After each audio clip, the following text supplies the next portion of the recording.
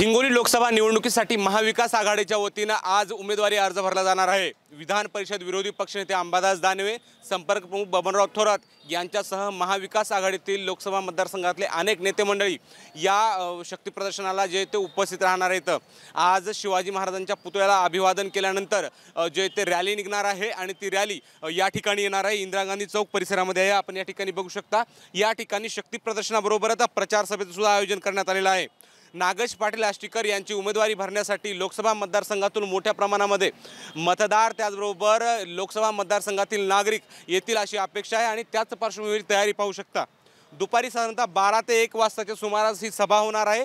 तापमान मोठ्या प्रमाणात असू शकतं हा अंदाज लक्षात घेता टेंटची सुद्धा निर्मिती करण्यात आलेली आहे। या आलेल्या जे काही नागरिक आहेत मतदार आहेत त्यांची बसण्याची व्यवस्था सुद्धा या ठिकाणी करण्यात आलेली आहे। एकंदरीत पाहायला गेलं तर महायुतीमध्ये हिंगोली लोकसभेच्या जागेवरून जे ते रस्सीखेच पाहायला मिळते। हेमंत पाटील यांची उमेदवारी जाहीर झाली तरी त्यांची उमेदवारी कापली जाऊ शकते अशी चर्चा सुद्धा मोठ्या प्रमाणात होते। असे असताना सुद्धा अशा परिस्थितीमध्ये मात्र नागेश पाटील आष्टीकर मात्र मोठ्या ताकदीनिशी आज शक्ती प्रदर्शन करणार आहेत, उमेदवारी अर्ज भरणार आहेत। या शक्ती प्रदर्शनामध्ये नागेश पाटील आष्टीकर, अंबादास दानवे यांच्यासह बबनराव थोरात आणि इतर महाविकास आघाडीचे नेते काय बोलतात हे पाहणं तितकंच महत्त्वाचं आहे। Camera person आकाशसह Madhav Dipke, ABP माझा, हिंगोली। एबीपी माझा, उघडा डोळे बघा नीट।